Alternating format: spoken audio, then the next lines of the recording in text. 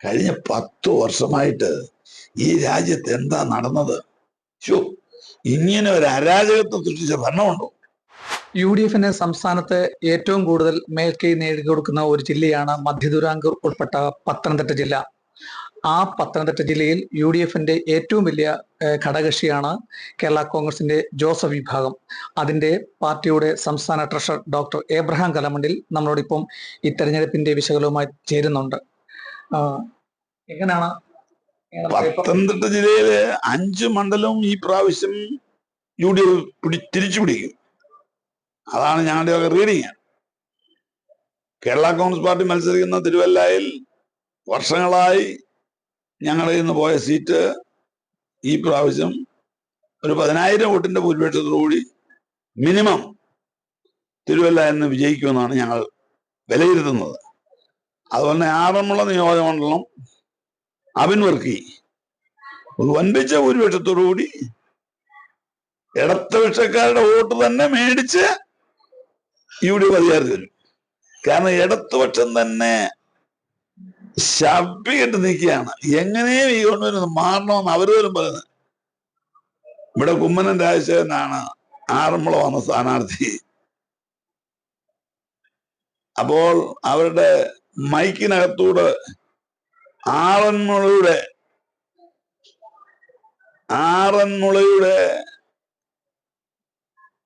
അതായത് ആറന്മുളയുടെ വികസന നേതാവ്, ആ വികസന നേതാവിന് വോട്ട് കൊടുക്കണമെന്ന് മൈക്കിനകത്തൂടെ പ്രസംഗിച്ചൂടെ പോയപ്പം കടയിലും വഴിയിലും ഒക്കെ നിന്നൊരു പറയാ, എടാ നാണമില്ലാത്ത അതിശയമില്ലാടാ, ഈ ആറന്മുളയെ നശിപ്പിച്ച വികസനമാണോടാ?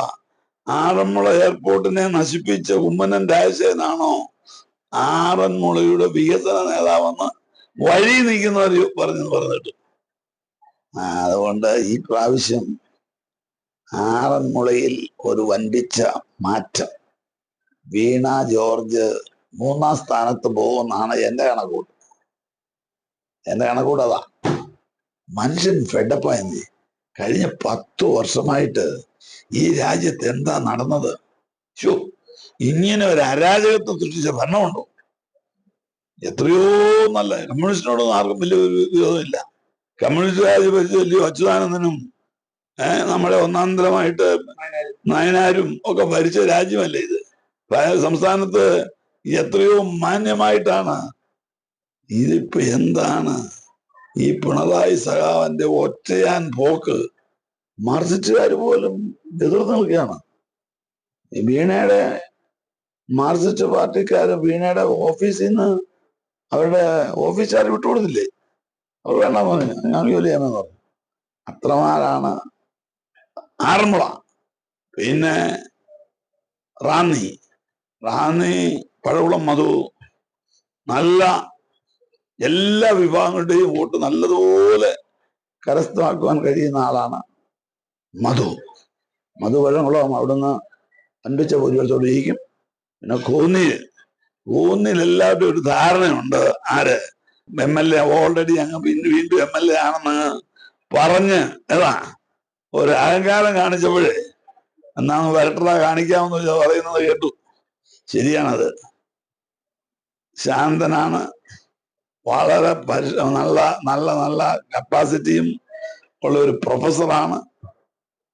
സതീഷ് കൊച്ചുപറമ്പിൽ എത്രയോ പ്രാവശ്യം മഹാത്മാഗാന്ധി യൂണിവേഴ്സിറ്റി സിൻഡിക്കേറ്റ് മെമ്പറായിട്ടൊക്കെ ഇരുന്നിട്ടുള്ള വലിയ പ്രഗത്ഭനായ സതീഷ് കൊച്ചുപറമ്പിലും കോന്നിയിലും ജയിക്കും. പിന്നെ അടൂര് ഞങ്ങൾ എന്തുകൊണ്ട് വിട്ടുകൊടുക്കേണ്ട കാര്യമാണ്? ശാന്തശീലന് ഒരുപാട് അവരുടെ വംശത്തിന്റെ വോട്ട് മാത്രം കിട്ടിയാൽ മതി. അങ്ങനെ എല്ലാ അർത്ഥത്തിലും എന്റെ റീഡിങ് പത്തനംതിട്ടയിൽ 5 സീറ്റും ലഭിക്കുമെന്നുള്ളതാണ്. അങ്ങനെ UDF ശക്തമായി തിരിച്ചു. അങ്ങനെ UDF ഒരു 85 സ്ഥാനാർത്ഥികളുമായിട്ട് വന്ന് UDFന്റെ മുഖ്യമന്ത്രി സത്യപ്രതിജ്ഞ ചെയ്യുമെന്നാണ് ഞാൻ വിശ്വസിക്കുന്നത്. ഇതിന്റെ പ്രതിഫലനം എല്ലായിടത്തും ഉണ്ട്. ജനങ്ങളെ മൊത്തത്തിൽ നമ്മൾ ഇറങ്ങിയൊരു റീഡിങ് നടത്തിയാൽ എല്ലാവരും പറയും ഇതൊരു മാറണം, ഈ ഗവൺമെന്റ് മാറണം എന്ന് പറയാത്ത ഒരുത്തരുമില്ല. ഇവർ വാരിക്കോരി അത് കൊടുത്തു ഇത് കൊടുത്തു എന്ന് പറഞ്ഞിട്ട് എന്താ കാര്യമാ? ആറന്മുള കോഴഞ്ചേരി പാലം ഇപ്പോഴും തീർന്നിട്ടില്ല. അതിന്റെ ഉദ്ഘാടനം നടത്തി.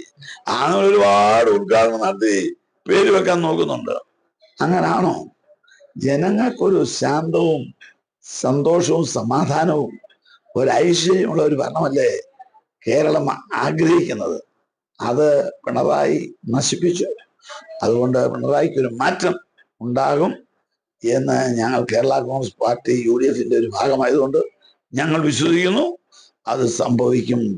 Let us wait and see what will happen on May 5th. അതുകൊണ്ട് നമുക്ക് കാത്തിരുന്ന് കാണാം എന്ന് ഞാൻ എല്ലാവരെയും UDF വീണ്ടും അധികാരത്തിൽ വരട്ടെ. പത്തനംതിട്ടയിൽ നിന്ന് 5 സീറ്റും കേരള കോൺഗ്രസ് അടക്കമുള്ള കേരള കോൺഗ്രസിന്റെ അടക്കമുള്ള എല്ലാ 5 സീറ്റിലും കേരള കോൺഗ്രസ് UDF ജയിക്കട്ടെ എന്ന് ആശംസിക്കുന്നു. നമ്മൾ എവിടേക്കാ വെച്ചാ ഈ കേരള കോൺഗ്രസ് ജോസഫിന്റെ 7 സീറ്റുകളൊക്കെ? 7 സീറ്റിൽ തൊടുപുഴ ഷുവർ സീറ്റ് അല്ലേ, കടുത്തുരുത്ത് ഷുവർ സീറ്റ് അല്ലേ, കോതമംഗലം ഷുവർ സീറ്റ് അല്ലേ? അപ്പൊ 3 സീറ്റ് അവിടെ തന്നെ വന്നില്ലേ.